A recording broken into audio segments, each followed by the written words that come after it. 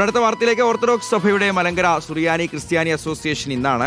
എറണാകുളം മുളന്തുരുത്തിയിലാണ് ഈ യോഗം. സഭയുടെ 4 പുതിയ മെത്രാപ്പൊലീത്തമാരെ വോട്ടെടുപ്പിലൂടെ തെരഞ്ഞെടുക്കും. സഭയുടെ പള്ളികളിൽ നിന്നുള്ള 4500ഓളം പ്രതിനിധികൾ നേരിട്ടും ഓൺലൈനായും പങ്കെടുക്കും.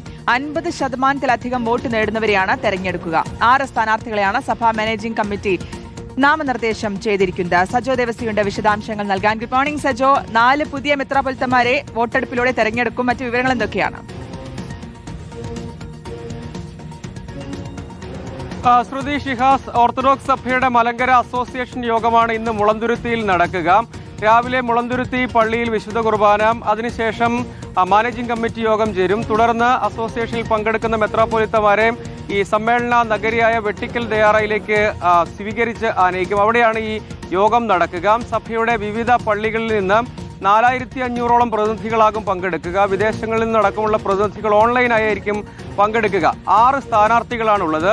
4 മെത്രാപ്പൊലീത്തമാരെ തിരഞ്ഞെടുക്കും. അസോസിയേഷൻ യോഗം വോട്ടെടുപ്പിലൂടെയാകും തിരഞ്ഞെടുക്കുക. ഭൂരിപക്ഷം വോട്ടുകൾ 50%-ലധികം വോട്ടുകൾ നേടുന്ന 4 മെത്രാപ്പൊലീത്തമാരെ ആയിരിക്കും തിരഞ്ഞെടുക്കുക. തിരഞ്ഞെടുപ്പ് പൂർത്തിയാവുക വൈകിട്ട് 7 മണിയോടുകൂടിയായിരിക്കും. 7 മണിക്ക് ശേഷമായിരിക്കും ഫലപ്രഖ്യാപനം ഉണ്ടാവുക. Father Aneesh K Sam, father Eldhose A, father Samji George, father Shibu Mathai, father Thomas Paul Ramban, father Yakob Thomas Ramban എന്നിവരാണ് സ്ഥാനാർത്ഥികളായി സഭാ മാനേജിംഗ് കമ്മിറ്റി നോമിനേറ്റ് ചെയ്തിരിക്കുന്നത്.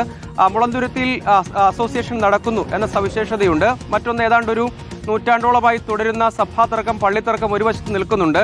അതിൻ്റെ മറ്റൊരു നിർണായക ഘട്ടമാണ്. സുപ്രീം കോടതി വിധി നിലനിൽക്കുന്നുണ്ടെങ്കിലും ഹൈക്കോടതിയിൽ സർക്കാരടക്കം കൊടുത്ത സത്യവാങ്മൂലം ഒരു വശത്ത് നിൽക്കുന്നുണ്ട്. അതായത് മധ്യസ്ഥതയിലൂടെ ഒരു പ്രശ്നപരിഹാരത്തിനുള്ള സാധ്യത തേടുന്നു എന്ന കാര്യമുണ്ട്. അത് അസോസിയേഷന്റെ പ്രധാനപ്പെട്ട അജണ്ടയായി വരികയൊന്നുമില്ല, ചർച്ചയായി വരികയൊന്നുമില്ല എങ്കിൽ കൂടിയും അത്തരം ഒരു പശ്ചാത്തലം ഒരു വശത്ത് നിൽക്കുന്നുണ്ട്. പ്രത്യേകിച്ച് പള്ളിത്തർക്കം ഏറ്റവും രൂക്ഷമായി നിൽക്കുന്ന മേഖല എന്നത് എറണാകുളം ജില്ലയാണ് എന്നൊരു സവിശേഷത അടക്കമുണ്ട്.